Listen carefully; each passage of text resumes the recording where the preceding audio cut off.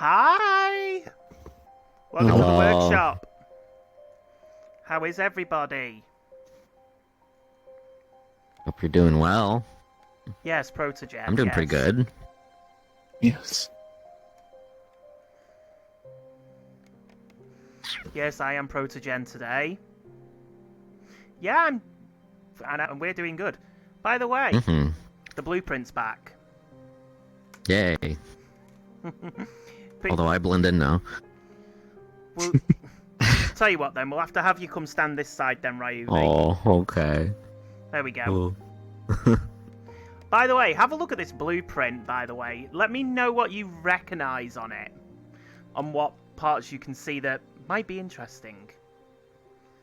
Oh, Ryuvi. The bottom one, by the way, you see the bottom tooltip there. Mm-hmm. Do you know what that is? I do.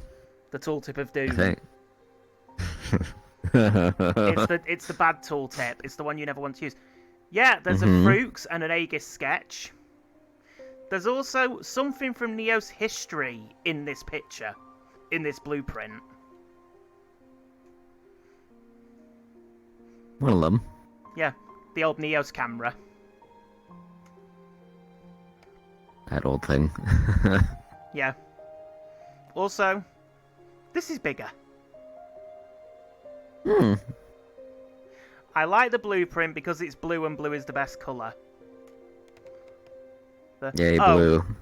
That's what that is, yeah. I'll tell you what, just for the sake of it, I might still have it in my inventory.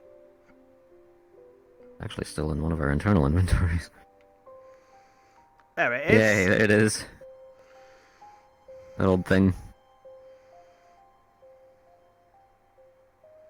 The old Neos camera. Yep, that is what the Neos Gives me camera used to look flashbacks. like. Looks like a Canon K1, yeah.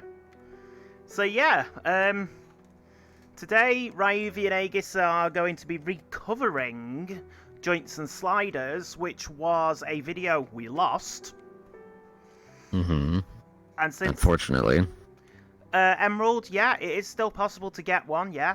I'll if you come into the workshop at the end of the stream, I can give you one.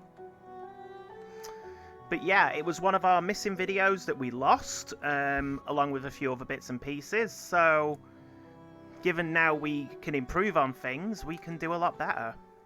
Yeah. Plus, we did the elevator better than we did last time, too. Now it's actually fully functional. Mm-hmm. Loving an elevator. Oh. Oh. I'm gonna poke.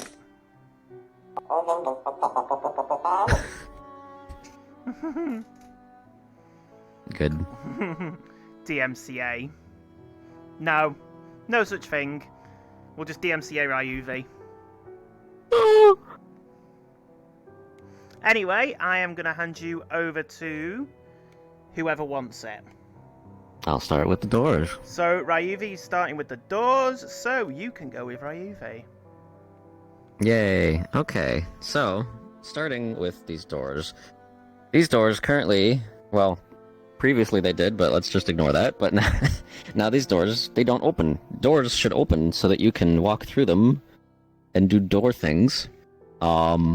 So, let's set these up as nice rotating doors. To start, I'm going to use my developer tip, which is my multi-tool since we covered multi-tools, and I'm going to select the door, I'm going to open it, and I'm going to go up a couple of steps until we see both of our doors here. Here, we have our right door and our left door. Well, okay, it's right. Inverse perspective, but what we can do, you'll notice, if we want these doors to rotate properly, they rotate around their origin, which we'll notice the origin of the door is here on the side. And if I go to the rotation gizmo and rotate it, you'll see the door rotates around the gizmo, as with all things, which is great because this is exactly how we want this door to function. We want it to open like this. But we don't want to open it manually every single time. That's a pain. So instead, there is a component for this, and we're going to add it underneath the root of the right door. in this case, we're going to attach component, transform, interaction, and we want a joint. Now, what a joint component does is it allows you to control, by grabbing an object, it allows you to control the rotation of things. And we want the door to rotate at 90 degrees inward. And if we look, we can see the upwards axis for the door is green, which means Y, which means up. So we want our... What we're referring to here is... You'll notice joints have max swing and max twist. Swing and twist are separate things. In this case, we want twist because we're twisting around an axis. And in our case, we want to twist around the y-axis, which, great, it's already set up. Twist reference is a separate axis. We don't have to worry too much about that. And we want our max twist to... Let's say we want our doors to be 90 degrees. So now, if I grab the door... I can rotate it, but it rotates the complete wrong direction. That's not good. It also goes through the wall. And it also opens both directions. That's also something we don't necessarily want. So how do we fix this?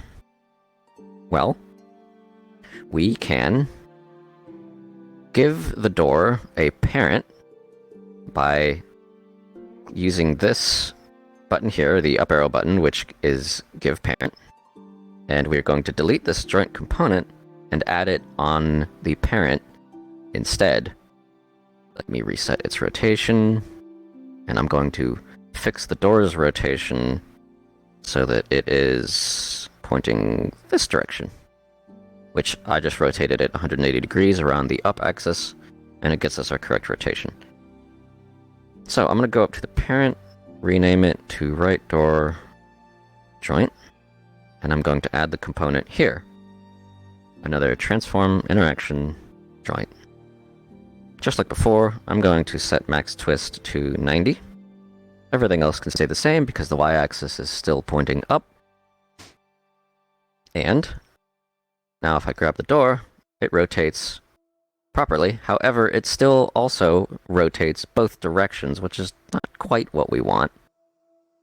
To fix that, we can just take our desired rotation, halve it so that it's 45 degrees. And you'll see now it only moves 45 degrees in either axis. And then from here, we can take our actual door and rotate it, let's see. I think it's... we want to change the angle. So I've opened the door all the way, and you'll see I rotate it so that it is facing the right angle. And now if I close it, since it moves 45 degrees in either direction, then it opens and closes properly one way. The reason this works is because we have it so that it swings 45 degrees in one direction, and we just moved it so that its maximum, instead of being halfway on this side of the door and on the other side of the door, we just rotate it another 45 degrees so that it is lined up properly. Like so. Great.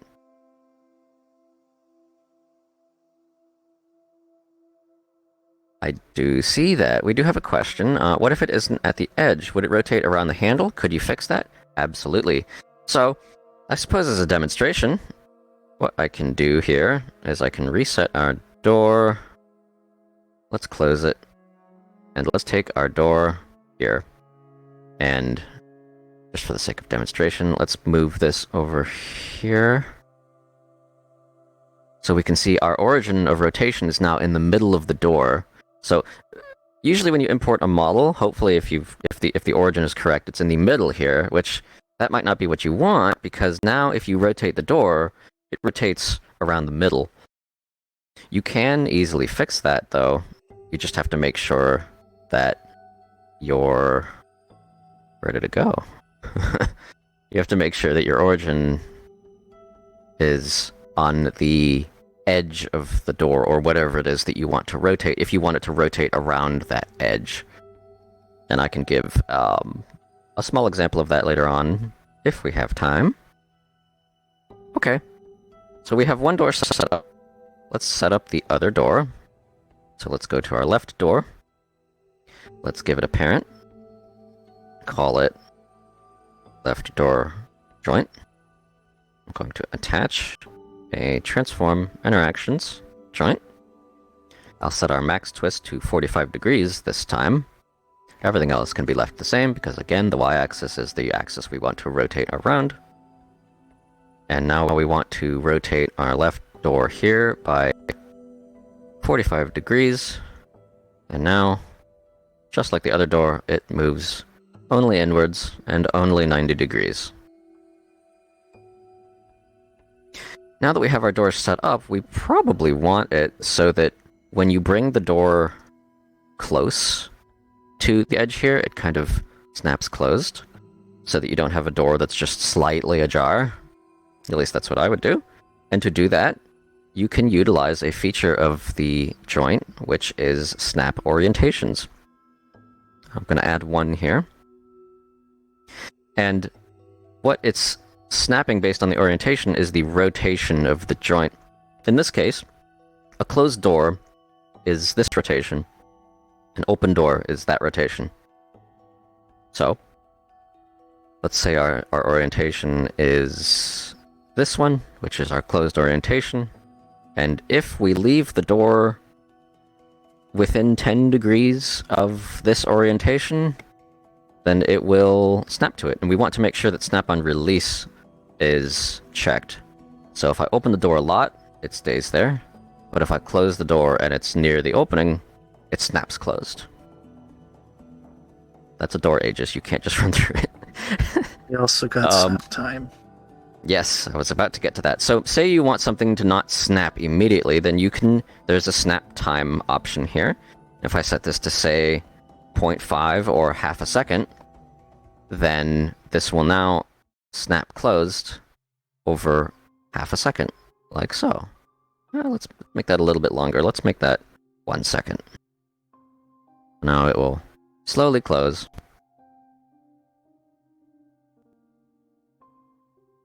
I might actually reduce that to 5 degrees, just so that you can open the door. Oh, that much. Hello. Oh. So let's open this door. And one neat thing I'm going to add to is joints also allow you to have haptic feedback as you're moving it. In this case, we have vibration angle and vibration preset. The preset is how much it will give you haptic feedback, be it light, medium, or heavy feedback. I'm going to choose medium in this case. And the vibration angle is, for every angle amount of rotation that you have set there, it will kind of tick a little vibration feedback onto your controller. I'm going to set this to 10. So every 10 degrees that this moves, I feel a little tick. Almost as if it's like a little gear fitting into place or something, or a ratchet. It's just a nice little touch that I like to add to doors in specific to give a little bit of feedback. Okay.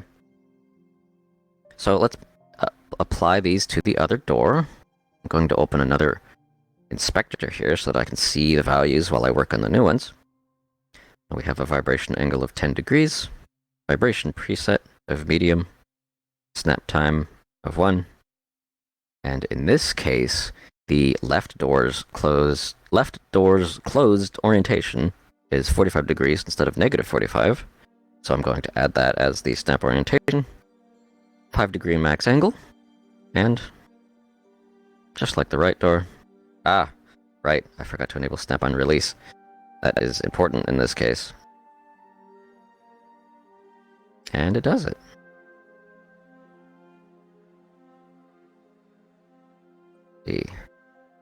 Perfect. So, now we have working doors. Yes, you can spam the door. They're frictionless, don't worry.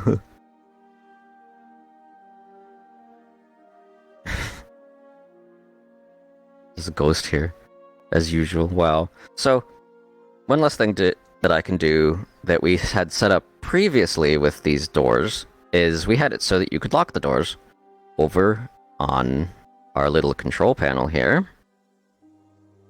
So, to make sure we still have this functionality, I'm going to go to our locked door button which I believe is the second one.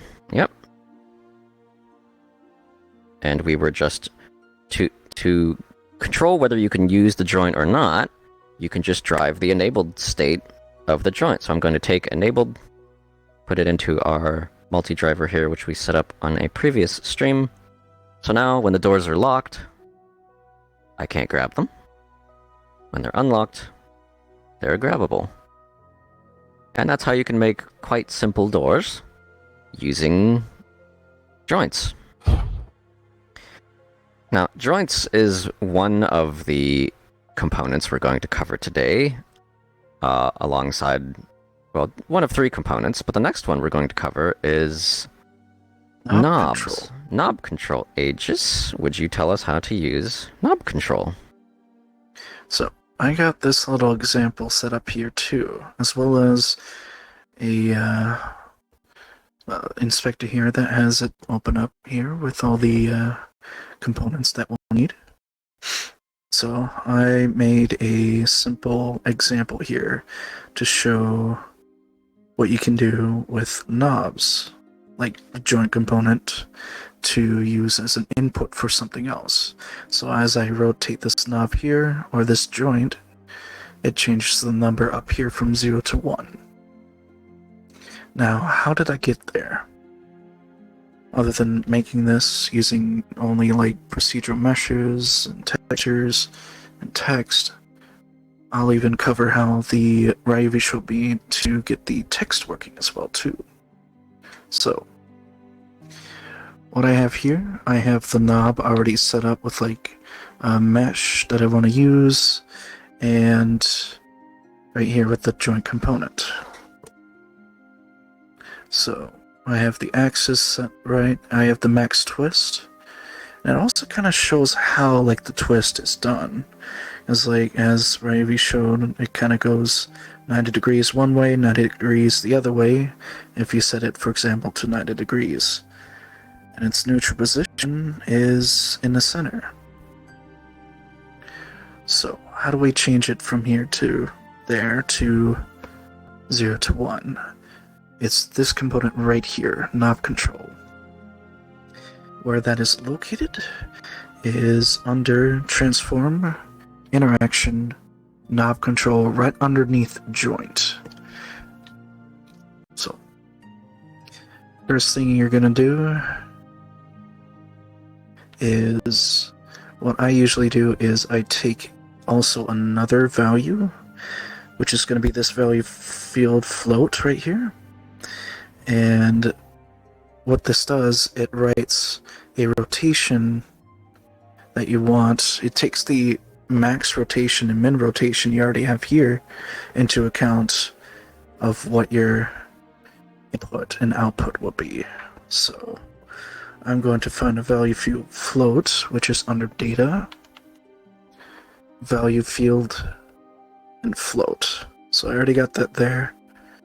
So in this case, I'm going to drag this up into the target. And now, if I rotate this knob, it goes from 0 to 1. Now, over looking into the knob control right here, you got the min and max. I'm going to set this to its default right here. So the min and max is what I'm trying to remember exactly how to describe it. It's the full range of it. Okay.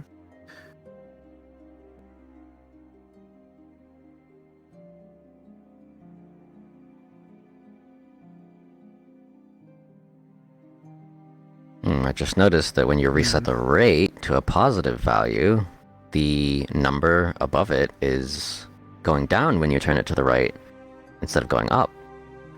Yep. I noticed that as well when working on this. You'll also notice that the final number on the right is 0.5 instead of 1, because rate, I think in this case, controls how much a rotation value influences the value between the min and max. You had it set So- to -2, which I'm gonna meant that set it it- could... If you set it to 2, then it will be the other way around. So you can control direction using that, I believe. That's a good way to put it. So right now, if it's on the left, it's 1. Now, I'm gonna set it to 2 and kind of reset it here. 0 and 1. You'll also notice how the min and max clamps the value between whatever the min and max is. It can't go any higher, it can't go any lower.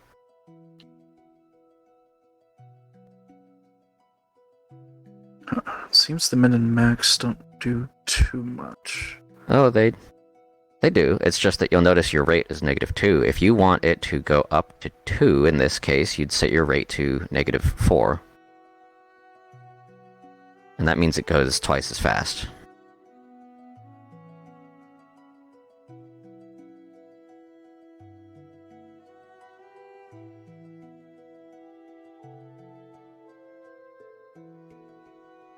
And now it goes up to 2. Oh, okay. Yeah, I see how that works. It's been a Learn while something since every I've day. actually played around with this. That's why I'm thinking of making a whole board full of these, like with different settings tweaked. So Mhm. you can see how they work. Okay. Now, Did you have to do anything special for the joint on this? not in specific, other than don't drive. We have a ghost Eh, driving the knob, oh boy. not anything in particular. Seeker says, an entire board, you say? Perfect for fidgeting with. Exactly. My exact thought here. So Also, how I got I will say one thing about the knob control is it will work in conjunction with a joint component as long as it's in the same slot as the joint. So if you see both components in the list there, they will kind of automatically tie together. You don't actually have to hook up anything there. They just kind of know that each other exists. Which this also applies to a few other components, but in this case it also applies here. Something to keep in mind. That is good to know. So, now a little bit of extra here. What Ravi showed me is how to set that display there of text without any logics, because previously the slider example over there used logics to drive this text, but there is a way to do it via components. Would you like to cover that? Or should I? Sure. So, the way that we do this is we want coupling between the value of the text and the value of the output of the knob, which if we go back to the knob, we can see our output is this float value here. And the reason this might be a problem is because you can't just take a float value and put it into a text field, because this is of type float, text needs a string. But we conveniently have a component for that, which is the value text format driver of type float. And I'm actually going to completely recreate this just so we can see how we go about this. So you can see without the component, the value doesn't change at all. The knob still works, but it doesn't display the value. However, we can attach component, utility, value text format driver in green, and we want float. Our text that we're going to drive, we're going to put underneath text here. And I see what you're doing, Wraith. Wraith the ghost. And our input value is going to be this value here. And do note, we're not going to grab the number. We're going to grab the value text itself. We're going to go and place that in the source. It likes to disable itself sometimes. Don't worry about that. And now under format, I'm going to format it like this, which is open curly brace 0, closed curly brace. However, you'll notice if I do this, those numbers go off the screen because there's way too many decimal places here, and that's not what we want at all. So to limit the number of decimal places on a number, and this is actually what inspectors do for some of their numbers, you can put after the 0, but before the curly brace, you can put :N, and that will say, okay, take input 0, which is our source, and format it with a number with 2 decimal places, always, and now the number fits exactly as we want.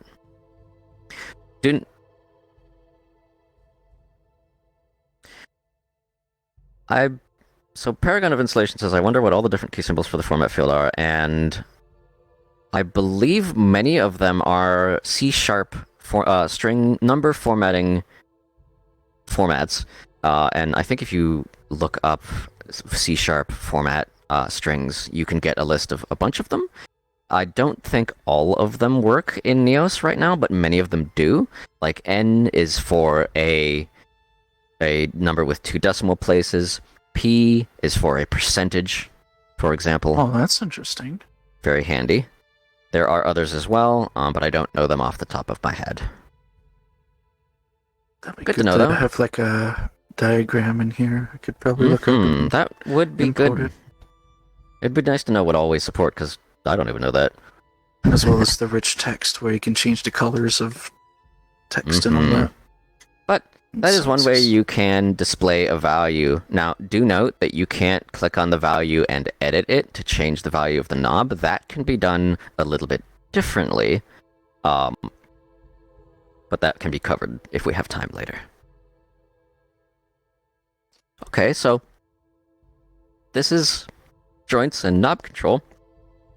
What about sliders? Sliders are fun. So, technically, there's 2 types of sliders. The slider component. Alright, let's see. Let me wait till the camera's here. And I'll have these both open in the inspector to kind of show the difference what each of them do. So, this slider right here is using the basic slider component. So if I go into the slider here, this is the component right here, is slider.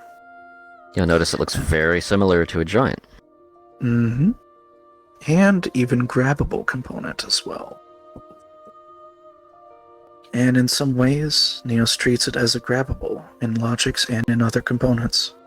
Where to look for this is under Transform, Interaction, Slider. So, I have all these different options just like the joint component and grabbable. I have it here connected with the same setup as the radio knob over there to showcase the left and right values of 0 to 1.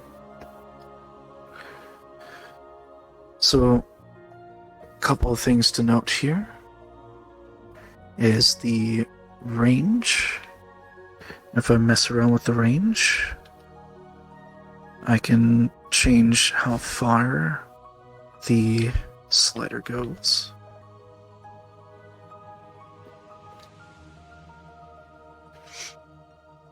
And it's basically having the slider go the amount that you have placed there, one direction or the other direction, and it can go in any direction you want. So if I put in all 3 axes, it will move.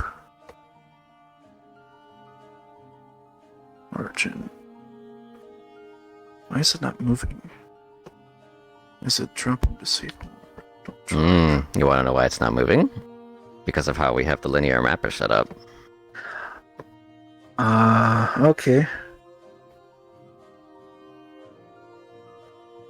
Oh, it's still moving it linearly. Okay, so if I just kill that for now. You can see sliders can move in 1 direction, 2 directions, 3 directions, Yep. or any combination. And if you click on scalable, you can scale the It slider. also allows you to adjust a min and max scale as well. Yep. And you can even rotate it. You're making a 4-dimensional slider. Why? It's moving away from its UI. How could you? I mean, I have a slider right here too. And it also has snapping positions as well. Let me get in. Seeker new- says slider is a rebel. Let me get a new slider. Start Slider's a from rebel. scratch again. What value would that give? I don't know. A complex number. A float 4, maybe? Ooh. Technically a float 3, but I digress. I mean, you also got rotation. Oh, yeah, you're right. Okay, Take anyways. Be a matrix of some sort, but I'm getting ahead of myself. So,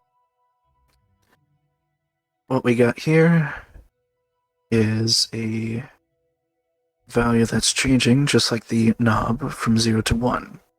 So, and it also has similar, to kind of point out too, that it has snapping points and all that as well too. It's also how my tooltip works with all the different snap points in 3D. Oh, interesting. I keep forgetting that that's a slider. Mm-hmm.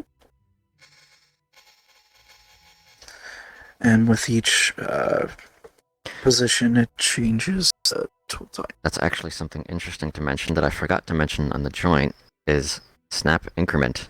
If we set this to any non-zero value, then our slider will snap to a set value. I set it a little bit large. There we go. See, it now snaps to values instead of just going smoothly, so you can choose increments. Hence the name. This works for sliders and joints. Mm-hmm. In our case, we want this to be nice and smooth, so if you set snap increment to 0, it's smooth. Now, it's a little bit different how I get the number from the slider to that little LCD display there. So, Ravi also showed me this too on the linear mapper.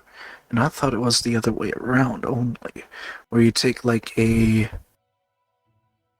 0 to 1 value and change it to like a 3D position, which that's what it does normally.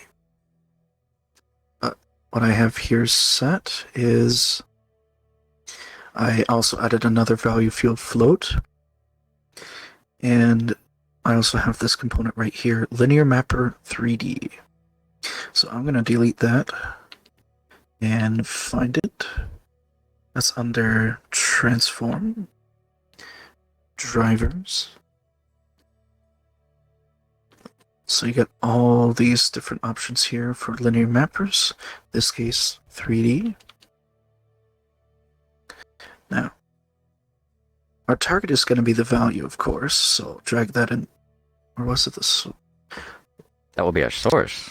It's the other way around, but there's Because- a way to... Mm-hmm. The linear mapper Yeah, 3D doesn't mention it, but the source is a float 1 and the target is a float 3. But go on.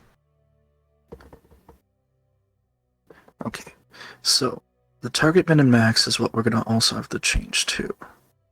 So I'm going to zero this out and borrow this for min, slide it over, borrow this for max.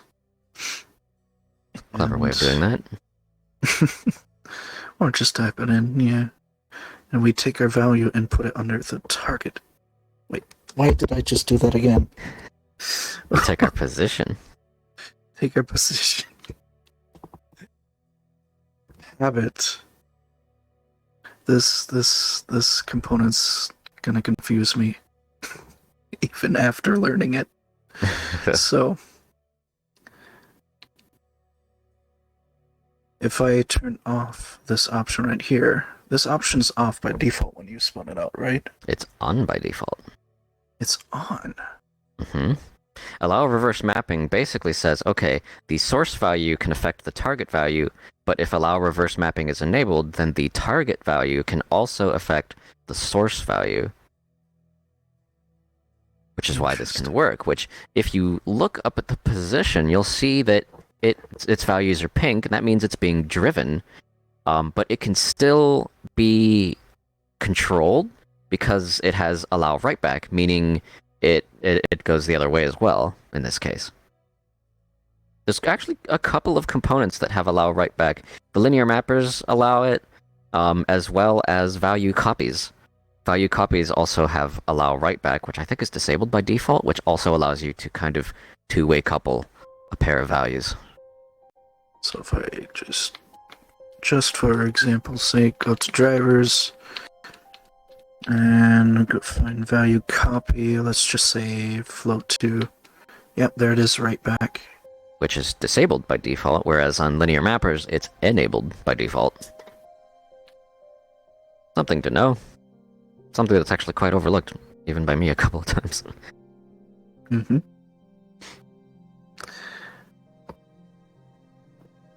There'd be other... Oh, also, one thing to note with linear mappers and such.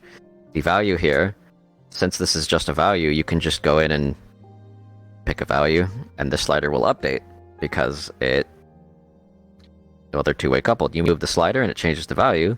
You change the value, it moves the slider. Doesn't do the same thing with the knob control, though. Huh. Decided to check that. Case, I think with knob control... Yes. Well, it changes the value, but it doesn't actually affect the knob. So knob control does work a little bit differently in this case.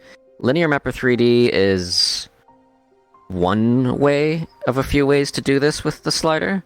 It just has the added convenience of having write back. Yeah. Originally I had this with Logix where it takes the two different values of when it's like in one position or another and changes it to only one float value out of 3, and then using that to remap it between 0 and 1. Which, to be fair, that is a valid way of doing this. However, if for some reason you are in an application that requires this component, it's available. Mm-hmm. And it also simplifies it too. Mm-hmm. With the linear mapper. Now you'll notice one thing to mention about the difference between sliders and joints, because sometimes it can be a little bit confusing to figure out which one you need. Sliders are good for linear motion, which is things moving, I guess, like a sliding door, which we don't have any sliding doors here, so we can't really demonstrate that. Whereas joints are good for things that rotate versus move, like our doors over here. These don't move, they just rotate. And for That's sliders, generally how I think about it. having sliders, you can have like only like rotation on one axis, but also 2. Oh yeah, you can have like a three, two-dimensional as in joystick my- input.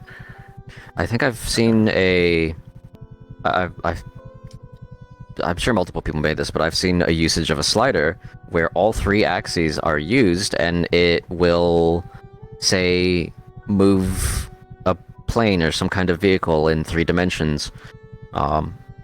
Things like that.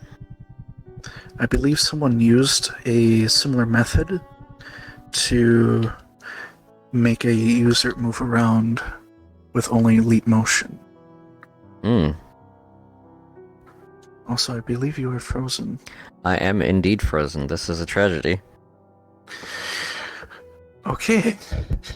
Good thing we covered most of the topics, though. Mm-hmm. However, I just noticed Oh. right in front of me. Oh, are you Nope, recovering? never mind, I'm frozen again. Darn. To cover another type of slider. This is one thing that I keep on forgetting exists, and usually you see this quite like often. And the usual place you'd see this is on video players. So I did not mean to spawn a box. Actually, quickest way to find a video player, boom, there we go. So you got 2 sliders, one on the right side and one on the bottom. these are more unique kinds of sliders, as in a lot of it is built into the code. And there's a way to spawn these out. These are mainly more legacy style of the UI. But Yeah. they're so useful to use. If you want to mess around with simple sliders, Well, I in was this going to case. say, this is mostly UI aimed stuff, this one at least, but can be used in world as well. I mean, I've used this before for glow controls and everything in my world because I couldn't be bothered to make a slider. That's why I'm also going to make these like a template, both the Yeah. knob and this a template to use. I'm going to set all the values to its default so that people can use them. Yep. And for this here, this Neo slider here, I'm going to find it by using a dev tooltip. That's what my multi-tool is set right now as. So if you use a default tooltip or a dev tooltip, you open up your radio menu and go to create new. And you go to object. That must be UV restarting. Yep. There is a category right here, Neos UI. That's where you also find a checkbox and all these other neat little simple. I'd say a good way of learning these is kind of like if you want a simple UI to mess around with something too. Yeah, it's So quite... I'm gonna do. You could, as I say, just spawn them out, have a good play around with them, and see what they all do. Really, sometimes is the best way to do it. Now, I got one already spawned out here with the inspector open. Now I can click with my trigger and with the laser slide this around left and right. But another thing too that's not much known is I can click the sides and it will increment left and right. It's the same thing over there on the video player, so if you're trying to seek a certain part of a video without just randomly clicking on a timeline, you can just kind of skip back or skip forward, and it works.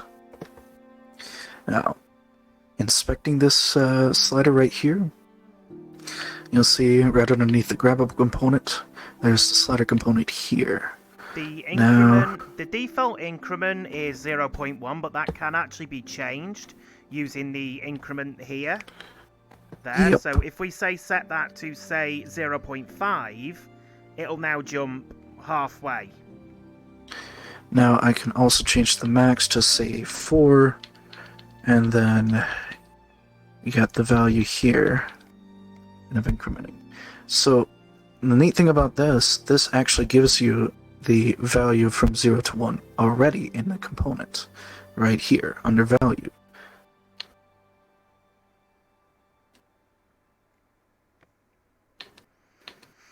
If I remember correctly as well, I don't know if you can. Yes, you can actually set the increment to 0, which completely disables the buttons. Yep. An integer only. I'm curious if that. Oh, yep. Yeah, that that will not allow you to have float values. So you could use that for something that needs just a straight up 1 to 4 values, say a multiplexer or something like that. You could use that in that case. It only does it in whole numbers, so.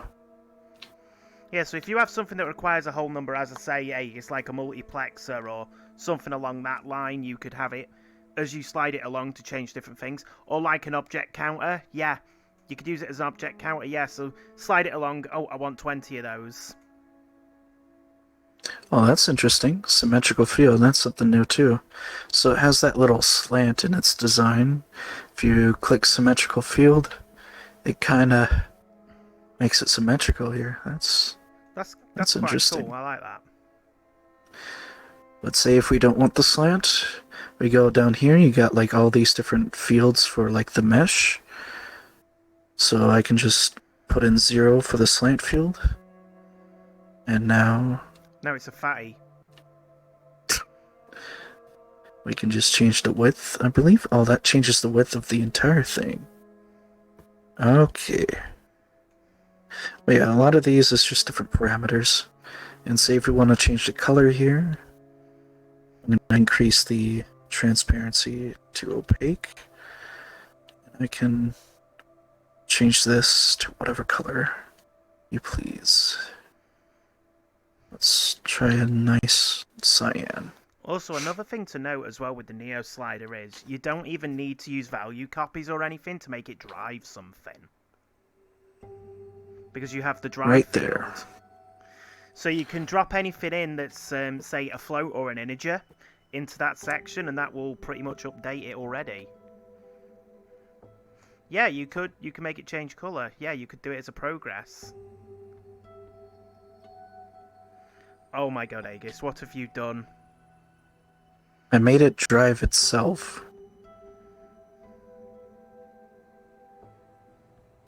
Actually, what if I do, say, like, 30? There you go. That's interesting slider we got there. Yeah. That's how meta you can make with this slider driving itself. You wouldn't be able to do that as easily. You'd probably need some logics to do that, Seeker. But I do think, you know, you could have it. So as you slide it along, it gets redder. Or something. Oh, you can easily do that by going to transform drivers. Value gradient driver. My favorite. It's near the bottom of transform drivers. Then we go to color. And then I'm going to scroll all the way down here and click add. So what we'll So I'm do gonna add is, two. have it go from white to red. Why not green What to was red? that, Kind of like Daisy? if it's overheating. Hello. Oh wait, So if it- Paragon asks, oh wait, what's colour X? Color X. Okay, let's go back to transform drivers. Actually, well, any kind of value, so I'll do value copy, it's there too. Color X is just a stand-in for the newer rendering engine that is being in development. Yep. I can chime in on that and say, don't use color X. There we use go, color. Yeah, Yeah, don't use colour X, guys. There we go. just ignore it for now. It's mainly just a testing thing. That's more of a Geens question. So I'm going to actually take this color field, go all the way down here to the target. Right now it's green. If I slide this slider, it goes from green to red. I could actually add in a third value here in the middle. So let's do kind of a... Anything middle with a colour. mysterious exit, its name is immediately dangerous. Yeah, logics, So the entirety of logic? Cloud X, You know, physics, Hmm. UIX. Oh no. Fruits. So... Wait, so if Frooks... Wait, does that mean his name is Fru? Yeah, his name's Fru. Just with an X? Fru X.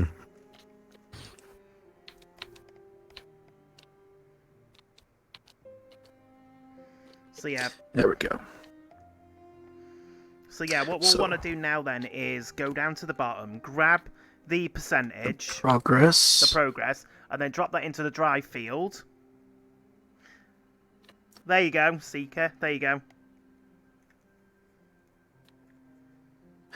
I love using this for like overheating, like mechanics of like weapons or vehicles. Actually, I have that on the... I think it was the motorcycle template Yeah. where it has the... Well, anyway, we've gone off top. We've gone off on a bit of a tangent here while we wait for Ryuvi to get back. Yeah. But, Though there is, we pretty much covered most of the topics, though. yeah. The only thing we've got left is if you need to look at the board.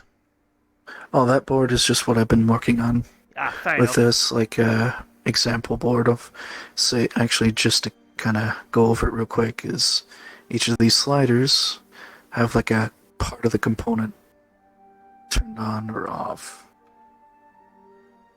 It's a demonstration of the fields of the various slider, using, well, a bunch of sliders. So if I go into edit mode, I can now move this. And...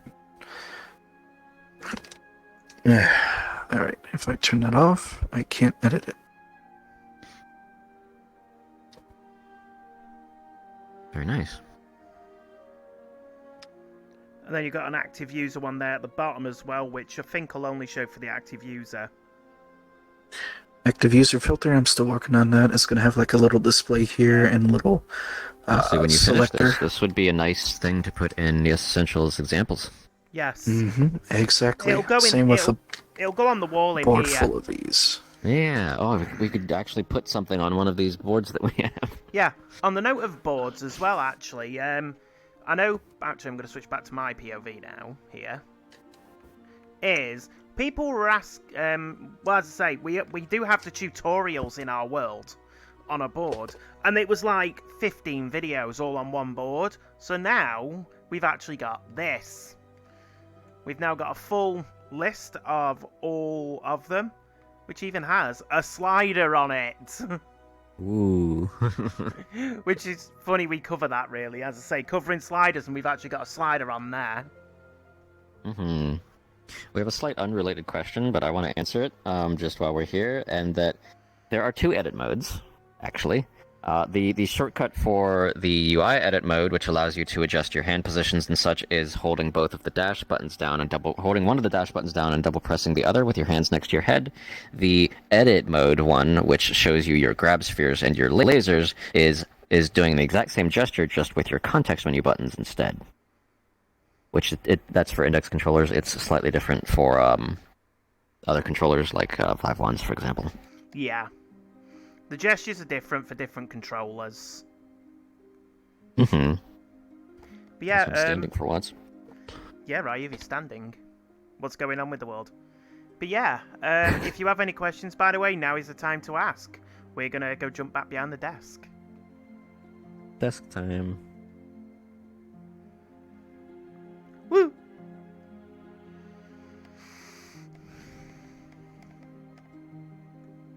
Oh. There we go. I use the dash edit pretty often. I like to rearrange my facets. Yeah. It's very fun. My dash home screen is actually kind of broken. The background is invisible instead of a dark black. It's been like that for the longest time, though, Ryuvi. Let's be honest. I know. I don't want to reset my dash. You're as bad as me. I don't want to reset my dash because my dash is like, I have 2 dashboards. So, it's like a lot different. Thank you, Cinder. I made a textless version of my common ones. Yeah, we have, as I say, me and Ryuvi have got the same facet for that. Yeah. We have a barrel on the bottom. Actually, I'll tell you what. I will actually do this. Render private UI, and I'll actually show you my dashboard. There we go. That's how I've got my dashboard laid out right now. So you can see here I've got what shows what users are online, my status, and my nice row of buttons there. A nice tidy dashboard, and then I've got my second dashboard, which has got my sessions, my eye tracking, and my user commands.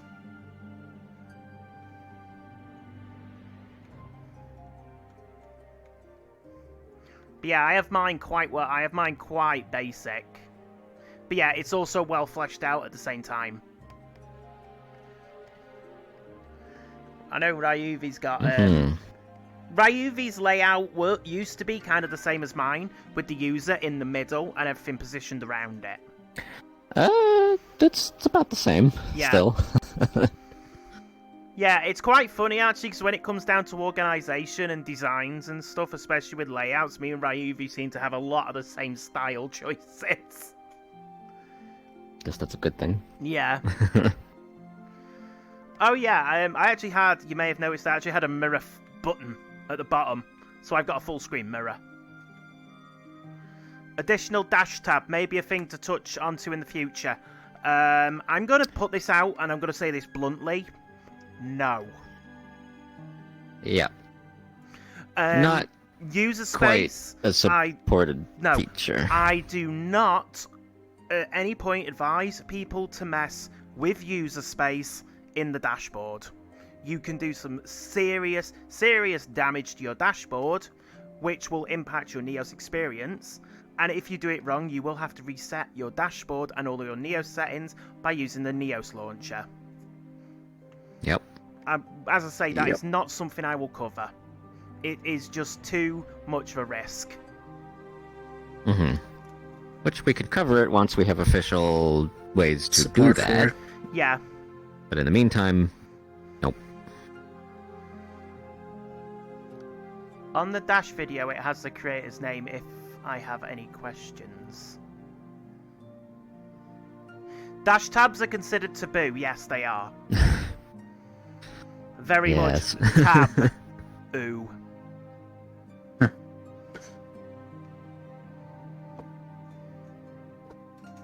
The Dash layout is actually stored on the cloud. Yep. And every time you make a change, it automatically saves that change. So that's the other reason why we advise not messing with it, is because the moment you break something, you can't restart Neos to fix it. It's broke. One thing I will mention, though, is that the home screen is actually currently not the only screen on your dash that is made of facets. So is the Worlds tab. All of those different things are facets. You can move them around, you can change them, you can do whatever you want with them. Just something to consider. Just don't get rid of that left-hand menu, by the way. Well, actually, I think I fixed that now. But at one point, that wasn't in the facets folder. So if you lost it, you lost it. Mm-hmm. I remember... Speaking of... I remember actually going to Fruks one day and going, Fruks, what? I need this dashboard facet. Which one? Oh, this one. And he's like, oh. Go on, Aegis. So, Wraith was talking about a facet folder. Where it's located is in Neos Essentials. So, as you can see... I could have just put the camera on you to make that easier. But there is a folder right there. I'm actually just gonna go behind the camera here and click on facets. And you can see all the different facets here. But yeah, as you can see, that world facet I was talking about is not in there. Oh dear. The world's facet? Yes. Mm-hmm. I guess we'll have to add that too. I was gonna say, we'll get round to adding that. I'll have a word with the content creator team who deal with that folder to get it sorted. Hey Aegis, get it sorted! Okay. Yes, my favourite facet, Prime tutorial, yes. I think that's the Prime tutorial on how to make it. Yep, it's a facets overview. Yeah. Perfect. But yeah, there's some really good facets out there, as I say, especially Prime's World Switcher one. Because... You have an interesting question here. I'll let you finish. Because, you know, I do still like, as much as, you know, most people are like, no, I will actually have to render my project UI for that.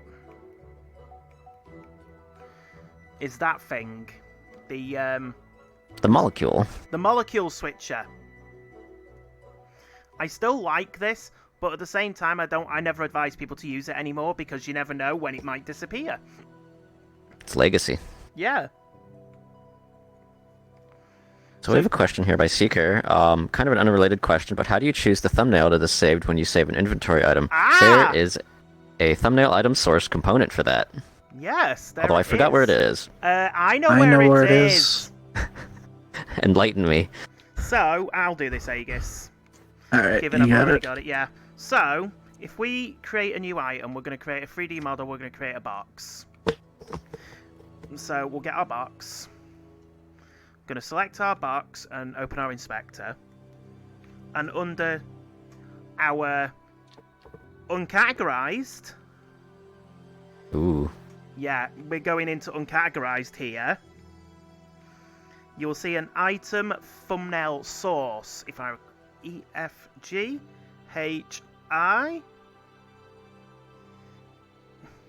You see Item this? texture thumbnail source. Yep, item texture thumbnail source. So we load that up. And we can see here now how we can put a texture on it here. So what we'll do... no, I was going to use a completely different texture, just something random. Just to show that it is actually working properly. So what I shall do is I will use this. So we've got here a texture. So I've put that on now. And you can see here we've got a texture, static 2D texture asset, no crop, no update order. So what I'll do is I will go into a folder in my inventory that is very much empty. I'm just trying to find a folder that's pretty much empty that will be easy enough. I know, we'll use this folder. So I need to render my private UI again so people can see my dashboard. So now, if I save this cube, you can see there how it's got this thumbnail now of the image I gave it. We could, I don't know, let's give it a different image. Let's go VR photos and give it this picture, for example. So we'll drop that on to there. And we'll save the item again, which saves it into my VR photos folder. But you can see there, again, that has set the thumbnail to a different thing. So you can create some really nice thumbnails. Like, for example, if I go into here and go into gadgets, you can see here how there's little thumbnails that say exactly what they are, like little logics references. But that's one of the cool things you can do with the item texture thumbnail. It's really handy, and it's a really cool little thing to have. Underused. It is very much underused. One of the actual... Well, actually, we only use it for one thing in Neos Essentials. Or in Neos Tools, and that's the Twitch chat. Yeah. It's used to display a Twitch icon. So yeah, it's... As I say, some of these things are so underutilized, and, you know, these components are really good components. People just forget they exist. It's worth exploring the component attacher list. You might find things you didn't know exist. Yeah, and as I say, that uncategorized area, there is so much stuff in there. It's scary. Anyway, we are on the... Well, actually, we're 2 minutes over the hour now. So, we are going to be heading off. We will return in 2 weeks for the workshop again. I don't know what we're going to cover yet. We'll get there. Don't know either. I have got something cool I want to cover at some point, actually, which will be related to access levels of worlds and ways of displaying that physically in a world. So, say, for example, I set my world to private. All my lights go red. And things Cool. like that. That'll be a nice topic. Yeah, so we'll be covering... So, yeah, I think we'll cover access levels and how to do some fancy things in logics, depending on what, you know, the permissions of the world are. So, say it's contacts plus and all that stuff and things that could happen. So a bit like you, extended permission system. Not quite. We're not really going into permissions with this one. It's just to do with the logics node. More than anything. And the world access level. Yeah, and the world access level. So there's not really too much to cover there. That'll be a quick one, so we'll be combining it with something else, probably. Didn't we cover... Yeah, I think we covered We've covered permissions before. already. Yes. Permissions we have covered. So, as I say, thank you very much for catching us today for the workshop. We will return... We're going to be here for an hour. Yep. Come say hi. We'll be here for an hour afterwards. Come look for the workshop Wednesday's public world, and you can come join us for an hour. Well, it'll be around an hour. We don't know. It depends when we get sick of you all and decide to throw you all away. But yeah, feel free to come in, ask questions, relax with us, and all that good stuff. And we will, as I say, we'll catch you in a fortnight. I'll be back on Friday with Excellent for the official stream. So, bye-bye. Take care. If I can wave. Hello. Come on, Aegis, wave. I'm trying. His controllers are dead. His controllers are dead. Oh, well. Oh, no. Now I'm waving. That's crap. That's bad timing. Now I'm waving.